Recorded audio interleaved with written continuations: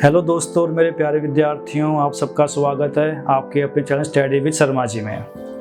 Students, जैसा पिछले video में मुझे उम्मीद है कि उस बैल की कहानी ने आपको बहुत ज़्यादा मोटिवेट किया होगा और बहुत ज़्यादा आपको कुछ सीखने को मिला होगा लाइफ में। तो ऐसे ही बच्चों, आज की कहानी भी आपके लाइफ में बहुत ज़्यादा प्रेरणा स्रोत बनने वाली है। तो इस कहानी को बड़े ध्यान से सुनना बच्चों,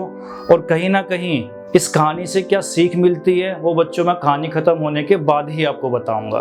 तो ये कहानी है बच्चों एक गाय के बारे में, you can say one cow, ठीक है। तो जो एक गाय होती है, ये कहानी उस गाय पे कैसे प्रेरित है, वो गाय क्या करती है, क्या हमें सीखने को मिलता है। तो बिना विलंब किए बच्चों स्टार्ट करते हैं इस कहानी को। तो एक किसान होता है बच्चों, और वो किसान खेती करने के साथ साथ उसके पास कुछ 15-20 काउज भी हैं, गाय भी हैं, ठीक है। तो इस प्रकार वो उनका दूध बेचकर भी कहीं ना कहीं अर्निंग करता है।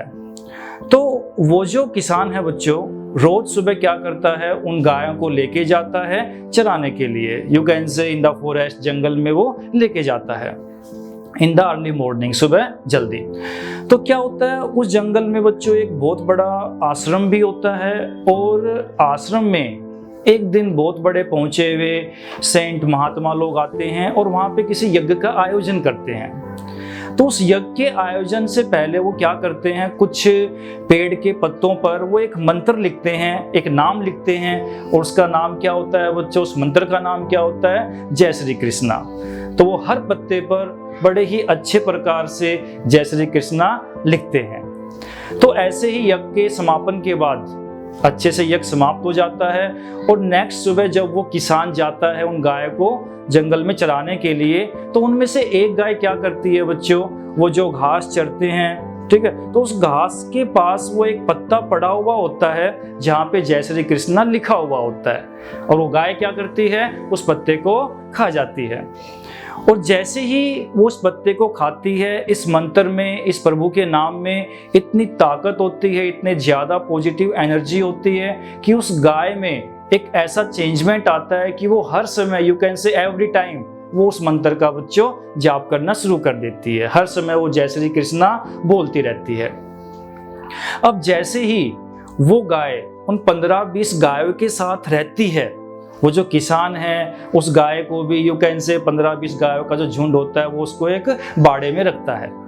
तो उसका इस अजीब से बिहेवियर से, उस गाय का जो अजीब सा बिहेवियर होता है, जो एक्ट होता है, उससे बाकी गाय क्या हो जाती हैं बच्चों, परेशान हो जाती हैं, और वो गाय क्या करती हैं, बाकी गाय सींग मारकर उसे गाय को बाहर कर देती हैं उस बाड़े से। और इस प्रकार जब वो किसान आके देखता है कि ये एक गाय बाहर खड़ी है, आखिर ऐसी क्या बात हो गई, बाकी गाय जो है बाड़े के अंदर है, तो फिर उस गाय को फिर उस बाड़े के अंदर डालता है। लेकिन कुछ समय बाद फिर वो गाय क्या करती हैं, बाकी उसको सींग निकाल कर बाहर कर देती हैं। तो सबसे मेन पॉइंट बच्चों ये है, वो बाकी गाय उस एक गाय को बाहर क्यों करती है, सिर्फ और सिर्फ एक चीज के लिए कि कहीं ना कहीं वो जो है उनसे डिफरेंट एक्ट कर रही है, यू कैन से कुछ ना कुछ अलग कार्य कर रही है, और वो कार्य गलत नहीं है, वो कार्य क्या है, श्रेष्ठ है, काफी अच्छा है उस मंत्र का जाप करना। तो सेकंड टाइम जब वो किसान देखता है कि ये गाय फिर से बाकी गायों ने बाहर निकाल दी है, तो उसके मन में एक विचार आता है कि कहीं इस गाय को कोई बीमारी तो नहीं है, कहीं ऐसी बीमारी हो गई हो कि जिससे बाकी गाय भी क्या हो जाए, उसके फैलने से प्रभावित हो जाए, और वो बीमारी कहीं उन गायों में न फैल जाए। तो उस डर से वो क्या करता है, उसे गाय को रात को जंगल में छोड़ के आ जाता है। अब बच्चों बड़े ध्यान से सुनना, उस जंगल में एक गरीब किसान, यू कैन से, जिसका गुजारा करना ही बहुत ज्यादा मुश्किल होता है, तो वो लकड़ियां काटने के लिए जंगल में आता है ताकि वो लकड़ियां काट के ले जा सके और कहीं ना कहीं चूल्हे में जला के अपने रोटियां वगैरह सेक सके, ताकि वो अपना जीवन यापन वगैरह कर सके। तो उसको वो एक बहुत प्यारी गाय दिखती है,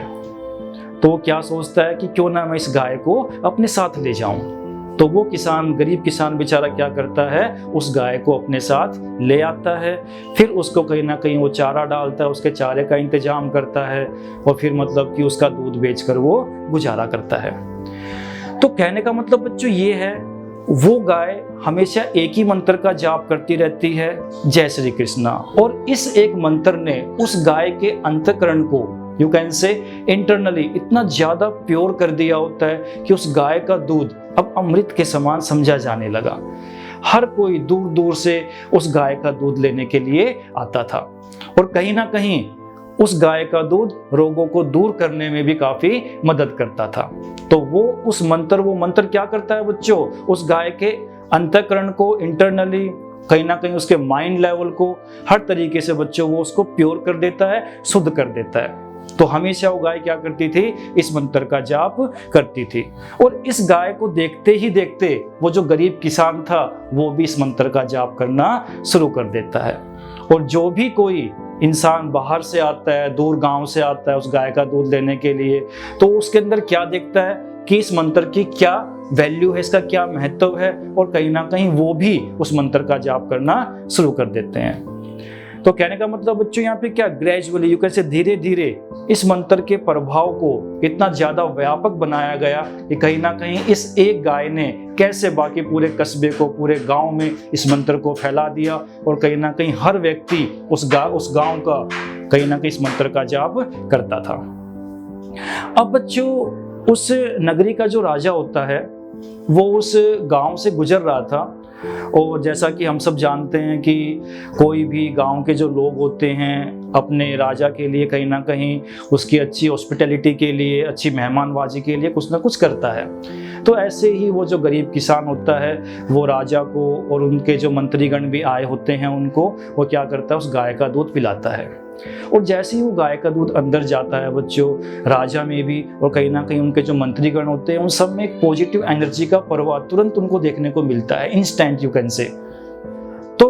उन्हें लगता है कि कहीं ना कहीं इस गाय में कुछ ऐसी चीज है जो कहीं ना कहीं उनको प्रेरित कर रही है, कहीं ना कहीं उनको एनर्जी प्रोवाइड कर रही है। इतनी गाय का दूध पिया है हमने, लेकिन इस गाय के दूध में कुछ डिफरेंट है जो कहीं ना कहीं उनको अच्छा लग रहा है। तो वो उस गरीब किसान से पूछते हैं कि आखिर क्या बात है जो मतलब कि ये सब हमें महसूस हो रहा है। तो फिर वो जो भी गरीब किसान है अपनी सारी जो भी कहानी बीती होती है वो उन सबको बता देता है कि ऐसे ऐसे बात है, मुझे ये जंगल में मिली थी और कहीं ना कहीं ये जो गाय है इस मंत्र का जाप करती रहती है। तो ये सब सुन के राजा को बहुत खुशी होती है और कहीं ना कहीं वो अपने कुछ देर बाद नगरी में वापस आ जाता है। अब बच्चों यहाँ पे क्या होता है, उस राजा की जो वाइफ होती है, यू कैन से महारानी, तो वो जो क्वीन होती है वो किसी बीमारी से पीड़ित होती है और राजा उसका हर जगह इलाज करवा चुका होता है, लेकिन कहीं से भी कोई पॉजिटिव रिस्पॉन्स नहीं आता। तो हर कोई क्या बोलता है कि ये यू कैन से कुछ दिनों की मेहमान है, अभी इसकी सेवा पानी करो, ठीक है, ये बस जो भी है इसकी बीमारी ठीक नहीं होने वाली। हर कोई वैद्य हार मान चुका था। तो कोई इंसान राजा को बताता है कि कहीं ना कहीं आप उस गाय का दूध इस महारानी को पिलाइए, ये अमृत का काम करता है और कहीं ना कहीं इससे हर बीमारी ठीक हो सकती है और जो महारानी की जो बीमारी है उस पर भी इसका पॉजिटिव इफेक्ट देखने को मिलेगा। तो राजा को कहीं ना कहीं ये बात समझ में आती है, तो वो उस गरीब किसान से उस गाय का सौदा करने के लिए आता है और वो उससे डिमांड करता है कि आप मुझे ये गाय दे दीजिए।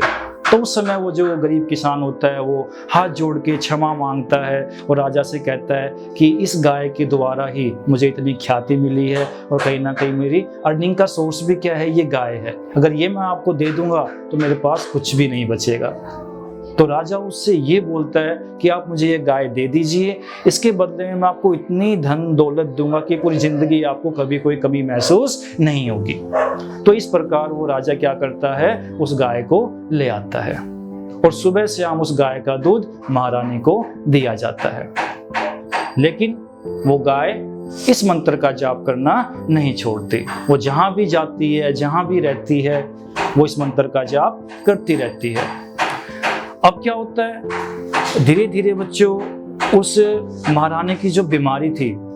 वो उस दूध के द्वारा, उस दूध के सेवन के द्वारा कहीं ना कहीं कम होना शुरू हो गई और एक ऐसी स्टेज बच्चों आती है कि कहीं ना कहीं वो महारानी जो है वो पूर्ण रूप से स्वस्थ हो जाती है। अब यहाँ पे बच्चों ध्यान से सुनना, अब जैसे वो महारानी स्वस्थ होती है तो उस गाय के प्रति महारानी का, राजा का, इवन पूरी नगरी का विश्वास जो है बहुत ज़्यादा बढ़ जाता है और पूरी नगरी, इवन राजा भी, महारानी भी, वो सबके सब इस मंत्र का जाप करना शुरू कर देते हैं।